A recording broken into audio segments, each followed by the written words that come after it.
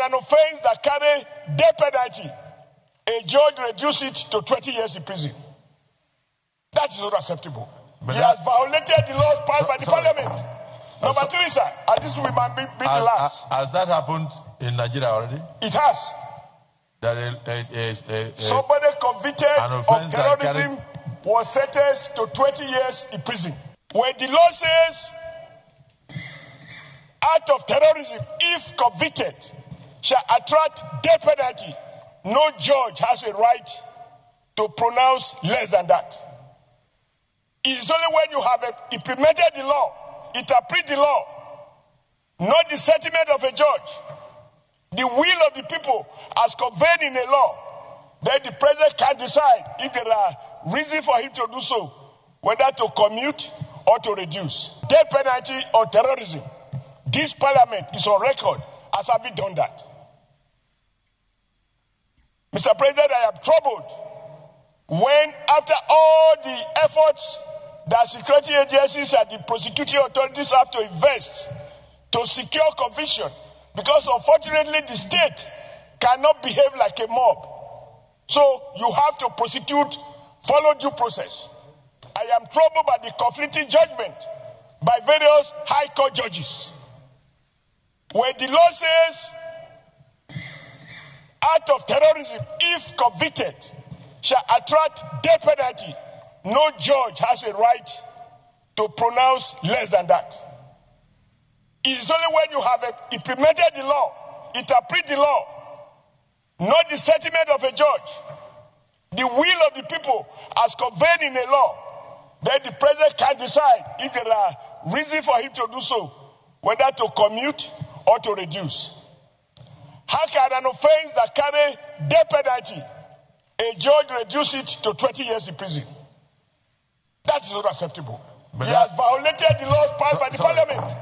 Number three, sir, and this will be the last. Has that happened in Nigeria already? It has. Somebody convicted of terrorism was sentenced to 20 years in prison. No. Can I be allowed to land?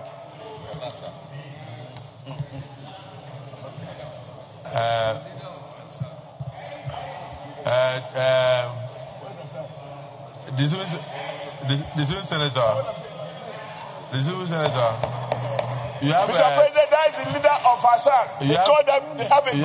You have 30 seconds. A terrorist group called Assad. You have 30 seconds to land, but please be guided. Okay. Let's concentrate on the issue in discussion. I will be guided. These our people. For example, somebody allegedly killed someone who came to attack him on his farm.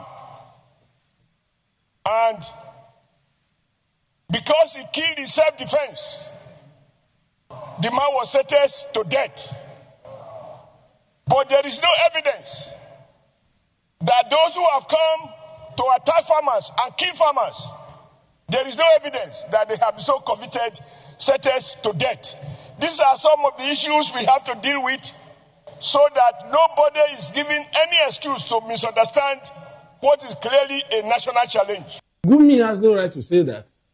Kanu was agitating for his people. The Niger Delta people, they had a reason for kidnapping. They were not taking money for kidnap.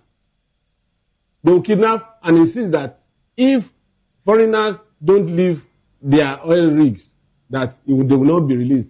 And once they are evacuated, they release them without taking a kobo. Agitating for a cause.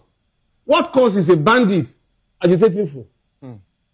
That we want to say they should give them amnesty. Amnesty over what? There must be a cause. A revolutionary list must have a cause.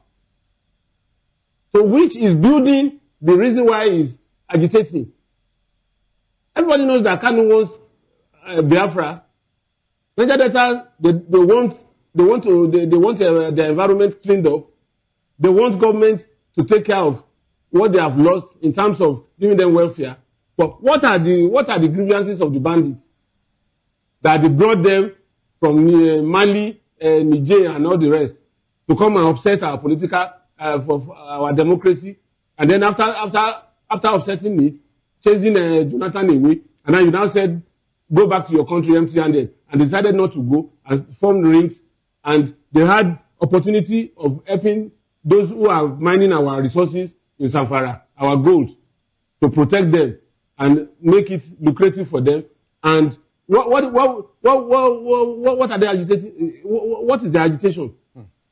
So it's a different ball game. Okay. Maybe Gumi needs to be lectured. I go by my name Babiaski Bag, the celebrity soldier. In case you don't know me before, you go know me today. Because my mommy won't say, the devil way you know it better pass the angel way you don't know.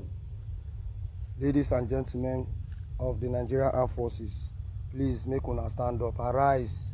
Something fishy is going down deeply. We will not know. May them let us know. If not to drop the color for them, we'll drop and we'll go back, go carry cutlass, protect our family. They still need us for our house. They love us. Nobody say person no need us, go just carry us. They count money for in pocket only. Why in children they abroad they go school? Our family I carry una children come put to. When I carry una children come put for this work, make them do me. I don't tire. For waiting now, they keep us. I know they fit talk. Now stone will be. I been a firewood. I been now because they don't never touch una children. No while I go reach now, I don't go touch una now. I don't go touch una. You go reach stage where everybody go stand up fight for himself.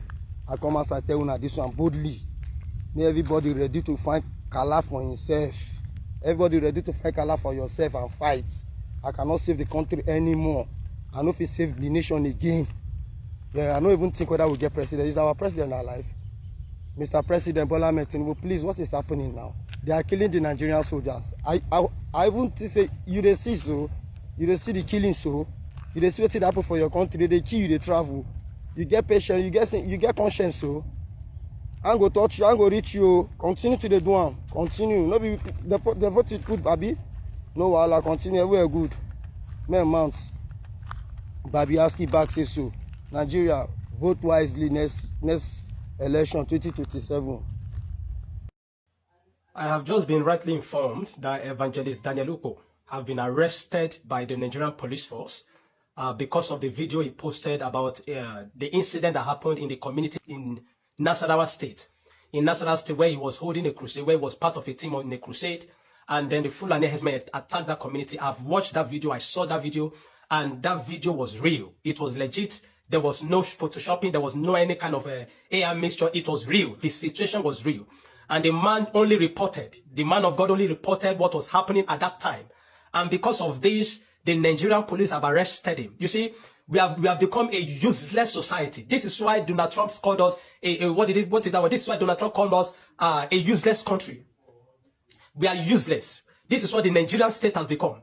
The bandits, terrorists, every day are on TikTok. They're on TikTok doing videos. They're on TikTok sharing money, doing giveaway. They're on TikTok giving updates on their location, doing things as though they're free. These are people that are causing mayhem, that are causing destruction of lives and properties every single day, causing pain to family. But not one have you gone to arrest. You have not seen those ones. The DSS, the NIA have not been able to use their apparatus, their intelligence apparatus to get them arrested, to arrest them, to destroy them, to convict them, to put them in their custody, to bring justice to all the family that come to know. But once it is a Christian, that is where the whole of your manhood will rise, because he's a Christian. We will not tolerate this. We demand the release of Evangelist Daniel Uko now. This injustice will not sustain. This injustice cannot be sustained. We demand the release of Evangelist Daniel Uko now. Please, every Nigerian, every man of God in this nation, I'm calling on you at this time. I'm calling on everyone at this time to rise up at this time. We cannot be silenced. We will not be silenced. You cannot be watching terrorists and bandits and criminals, people that are causing problems to Nigerians every single day, having a few days. They make calls, they are on TikTok, doing everything, on social media. Not one of them have been arrested. But a man of God only gave an update on a situation where Fulani jihadists, Fulani terrorists attacked the community, and the man showed in the video, and you are quick to go and arrest him. We will not tolerate this. I call on every man of God, Inspector General of Police, we demand the release of Evangelist Uko now. The Director General, the Director of DSS, or all those security apparatus, we demand the release of Evangelist Uko now. What nonsense is this? How have we become such a lawless nation? How have we become such an unserious nation? How have we become a people that have no value, that celebrate mediocrity at every single instant? And people of what? People of value. That man of God, I've watched his video where he has a free school for children. in a village community, not where you have not been able to see such a person to applaud them for their services to the nation and all their contribution to the society. No, the man has a free school. The man has a lot of activities that he does to support humanity and for the kingdom of God. But no, because he gave an update on an incident, you went to arrest him. We will not tolerate this. We call on every man of God in this nation. We call on the fathers of faith, the PFN, the CAN, to rise up and speak now. Evangelist Daniel Obo must not sleep in that cell today. He has been arrested for the past 12 hours. He must not sleep in that cell today. We have become such a useless people. What nonsense are we doing in this nation? That we cannot speak anymore? You want to silence us? I call on every single agency that is responsible for this. Release Evangelist Daniel Obo now. Release him now. He must not sleep in that cell. The man must not sleep in that cell. Evangelist Daniel Obo must not sleep in that cell. President Tinubu, if you are seeing this, I know one way or the other this might get to you. Use your good office at this time to ensure that that man never see me. That how can you be negotiating with terrorists every single day, paying ransom, government paying ransom to them every single time, and innocent citizens that are paying tax, law-abiding citizens are being oppressed and suppressed as every single instance. We will not be such a people. Release Evangelist Daniel Obo now. He must not sleep in that cell today. We came for a crusade here, live in Africa, in Nasarawa State. And live as I'm talking to you, you can see up in the village because we had something that was coming back from the farm. We came in for a crusade in this community today. Look at what it is. As you can see,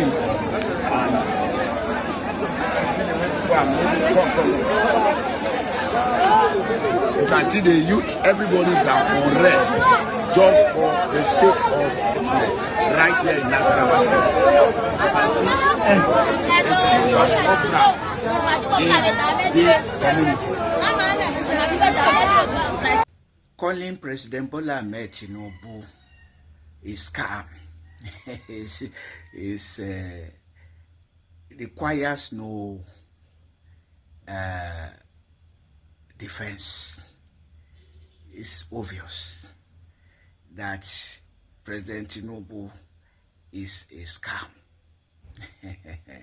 Consider all that he promised on his way to power in 2023. He said, we heard that they have increased fuel price. We shall bring it down. And then he got the microphone to address Nigerians as their newly elected president and declared fuel subsidy gone. And raised the fuel price to more than double what Nigerians were lamenting under his immediate predecessor, Muhammadu Buhari. What about that? And not long after, declared all other subsidies gone,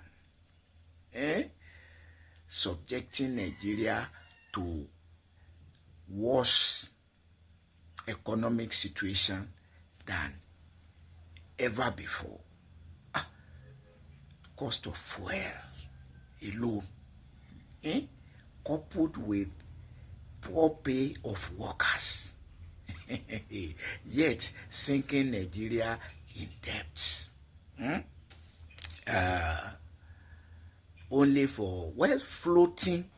We must add that as part of the qualification of Tinubu as a scammer or as a scam, creating fraudulent palliative schemes, including the claim to be transferring funds to indigent households. You are transferring funds to indigent households, yet you are asking indigent students to come for loan. But how many students are not indigent in Nigeria, with workers paid less than living wage? So, and before you know it, Tinubu is distracting Nigeria with many things, including tax reform, claim of education reform when the teachers are poorly paid and threatening strike and going on strike? Education reform.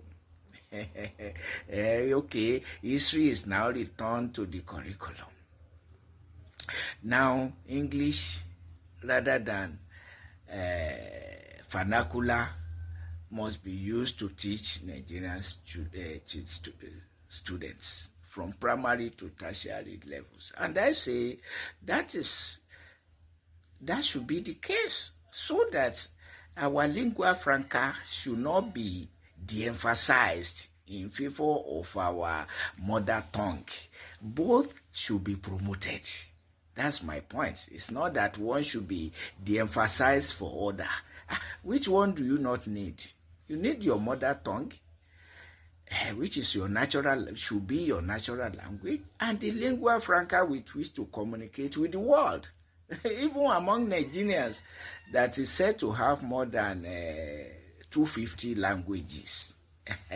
Even if you say 100 languages, it will still be an impossibility, but facilitated by lingua franca, and which is useful for communication not only in Nigeria but also outside Nigeria. So we must not de-emphasize one. And I say, yes, let them teach our children with English from primary to tertiary academic levels. Let the mother tongue be spoken and taught at home and in town. So that both are spoken and used and learned at school and outside of school. After all, mother tongue is taught as a course in our academic institutions, but not to refine our ability to speak the lingua franca. It's going to be too much of a minus. It is a big minus when somebody cannot communicate internationally with a lingua franca. So, and English is a very good one because it's I don't know whether any language is more popular than English in this our world. It's spoken in many parts of the world. In fact, I don't know, even in French countries or Germany, Portuguese or Italian, or worldwide English. So we should keep it. But this scammer, Nigerians are still waiting for his pervasive and stable electricity, without which Nigerians should not vote for the election of President Bola Ahmed Tinubu, as he promised in his electoral campaigns. So he has failed to bring down fuel price, rather raise it to more than triple the old price that Nigerians were lamenting under Muhammadu Buhari. So it's destroying the economy, sinking Nigeria in debt. Yes, some people are singing his praise of economic reform. Some people are even praising him for the courage to remove fuel subsidy. What is fuel subsidy, for God's sake? So too much of conspiracy bedeviling Nigeria, championed by the chief scammer Bola Ahmed Tinubu. God have mercy on Nigeria. Students should come for loan. Workers should come for loan. You don't give them living wage. You are talking of coming for loan. You want to impose the American loan culture on Nigeria. The loan culture of America has destroyed too many Americans, because with your credit card you can buy many things as you want, but then your future is mortgaged and ruined. That's what it is. So now, student loan. workers' loan. Oh my God. Nigeria itself steep in debt, local and foreign debts. So how does Tinubu account for Nigeria's oil wealth? The people are not enjoying it. Any infrastructure you do, you attach it to one loan or another. Tinubu is almost borrowing money to pay workers. So I don't understand. Where is the Nigeria's oil wealth located now? Okay, some people will say in their pockets, in the pockets of the rulers, the executive, the legislative, and the judicial arms of government, and their cronies in the ministries, departments, in their, ministry departments, and agencies. So they are the ones enjoy. Common workers are meant to suffer less than living wage under hyper runaway inflation. And so you should not be surprised that criminal activities are growing in mushrooming and bandits, terrorist organizations, under empty promises of the All Progressives Congress since 2015 to 2025, a period of more than 10 years. More than 10 years. Because Tinubu himself has stayed more than 2 years. Muhammadu Buhari, 8 years. We see nothing like progress but retrogression on all fronts, sincerely, on most fronts, almost 100%, failure, retrogression. God have mercy.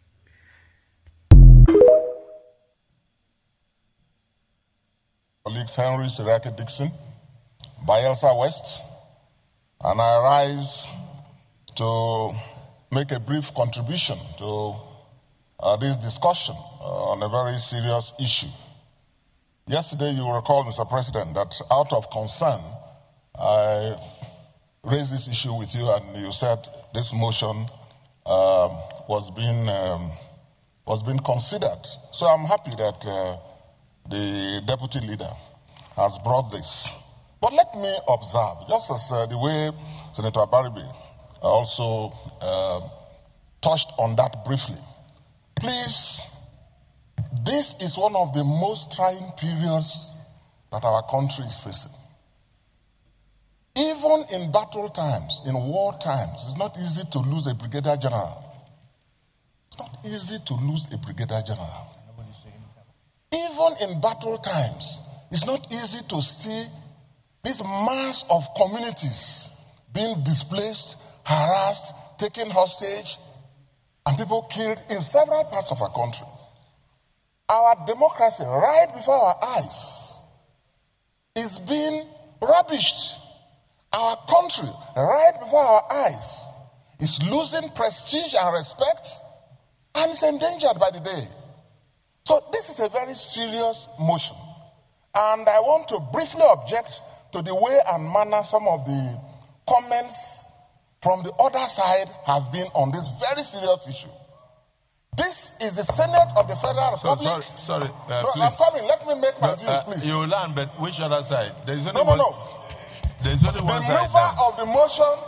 The mover of the motion. No. I'm coming. Before I say, please. The mover of the motion talked about. This one, Senator Dixon.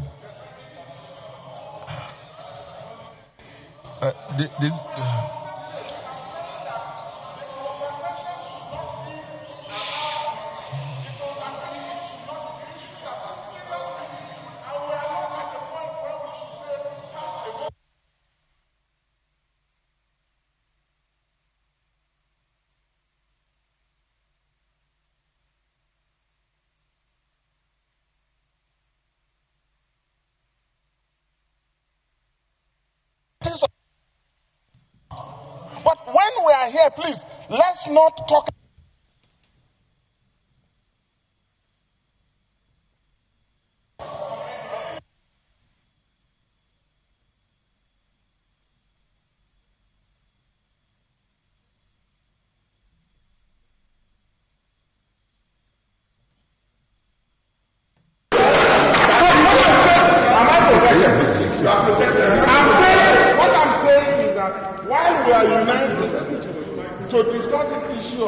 security. Please, the conversation should reflect the seriousness of this matter.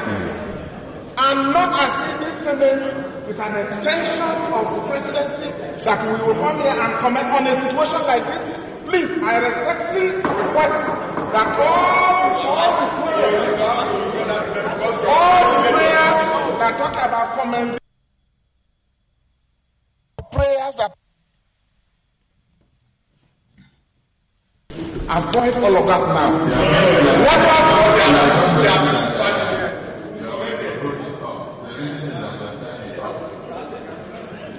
well, you are the presiding officer. If on this very serious national issue you have recognized me, you don't want me to conclude my thoughts. The country is seeing me, the world is seeing me. I will take my seat. Nobody's happy. If you want to conclude your speech, be guided from the chair. The reality is that this affects all of us. So there's nothing like this side or that side. Immediately, no. Well, the person watching you outside will think that the Senate is in two divisions. On the issue of insecurity that we are discussing, we are one side. The entire Senate is one. So there's nobody here that will come and say that this side is treating the issue with levity, this side. And if you say we should not commend the president, it simply means you should tell the president to sleep.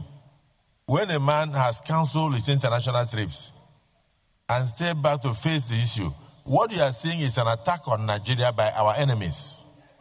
And it's even as I'm speaking with you now, I understand that yesterday, in the same community or so, that they went there and then abducted a pregnant woman with the 11 others yesterday night. You don't know when it will come to your village. So there's nothing like this side and that side. We are all Nigerians and we are all concerned with what is going on. So I would prefer that we concentrate on solutions. And what we are saying is that we must rise to the occasion. This country cannot bow to despair. Neither can we bow to fear. People are perpetrating this. They are human beings. Senator Garba, maybe you may wish